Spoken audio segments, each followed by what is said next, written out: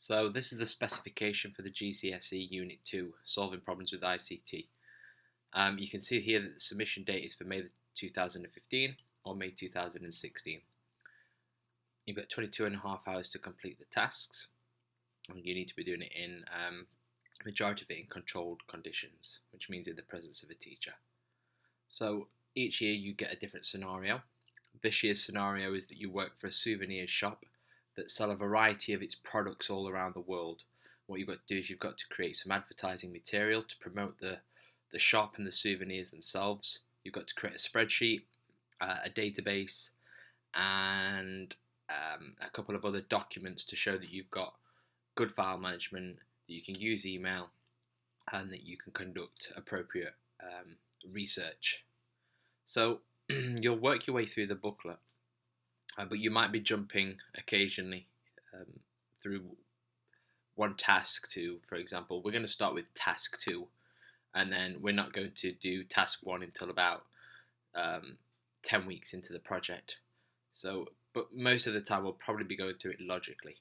So start is task 2, and this is one of the only tasks you can do outside of controlled conditions. So you can conduct all the research outside of the presence of a teacher. And I'm going to start in one of the next videos showing you how to go about doing that. And the idea of the research is to collect information that you're going to use later on. And first of all, you're going to collect some information that you're going to use in the catalogue that you've got to create, which contains your souvenir items. You also need to find images and information during the research section that you will put in your presentation that you've also got to create for your souvenirs. So just to clarify that the souvenirs is like memorabilia. So souvenirs might be something like it could be sports memorabilia. When I was young, I used to collect basketball cards and basketball jerseys from famous players, so they could be souvenirs that you might sell in the shop, and we'll go through that later. Here for task 5, you've got to show evidence that you can use email. What you're going to do in this is you're going to send the first drafts of your cataloguing your presentation to a few of your friends, not just one, to a few of your friends in an email as an attachment, and ask them for feedback about your cataloguing your presentation. And that way, once you get that feedback, you're going to act on the feedback that you've been given in order to improve your 2 documents.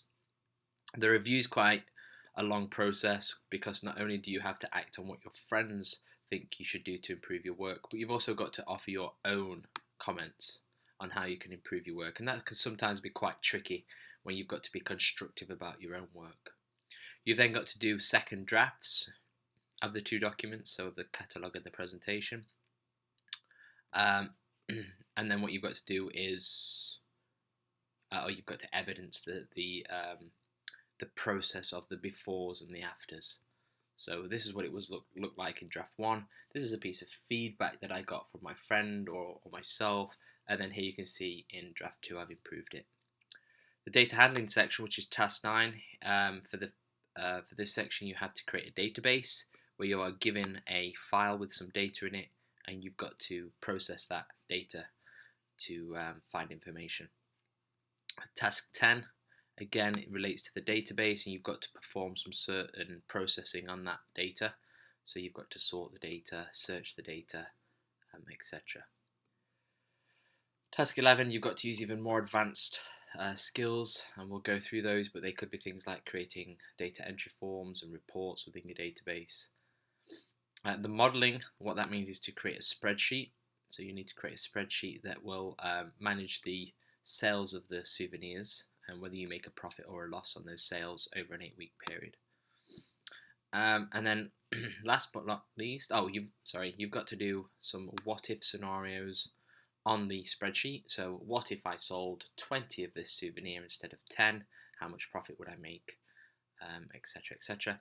And then last but not least, you've got to do a summative evaluation, which is where you evaluate everything that you've done throughout this project.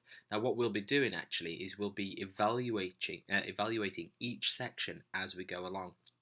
So we won't be leaving this summative evaluation till the very end. For example, you've got to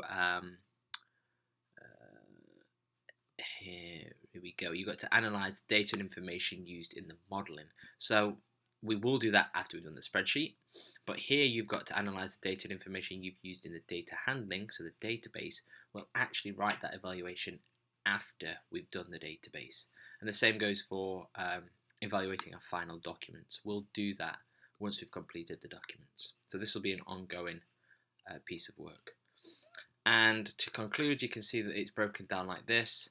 You get 5 marks for file handling, which is showing that you can use a good folder structure and a good file structure in your work. So it's very important that you manage your files sensibly, that you back up your work, that you call the files and the folders sensible names, and because you get 5 marks for that, and that you evidence that you've done that as well.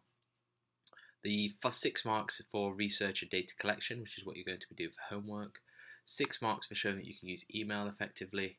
16 marks for the publications that you actually produce, so your catalogue and your presentation.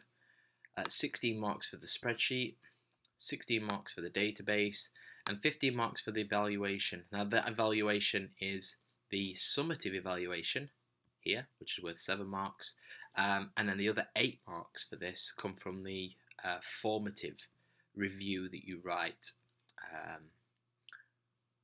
where you give your opinions on how you could improve your work, and you include the opinions of your peers of how they think you could improve your work. So altogether, the coursework is out of 80, and you'll be given this document here, which I'll just shrink so you can see a little bit better. You'll be given this document here that will break down each of those tasks to very specific things that you need to complete. So for example, in the organising of folders and files section, it says you've got to show evidence that you can store a file, use folders, etc. For the research and design section, it says you will treat this like a tick sheet. You must show evidence that you have used online information sources. For the email section, you must show evidence that you can open an email, etc. And here, look, you can see there's lots of things that you can evidence for the email section, but you've actually only got to evidence 6 of them. Here again, lots of things you can do for this section, but you've only got to show 6 of them. So you'll pick and choose which 6 you want to do. And the same goes throughout. It's a very helpful, useful, intuitive, and very specific, actually, mark criteria that you've got to meet for this course. So that's an introduction to the course. The first thing we're going to get involved with is the research section. So there's another video on that for you to watch in just a minute.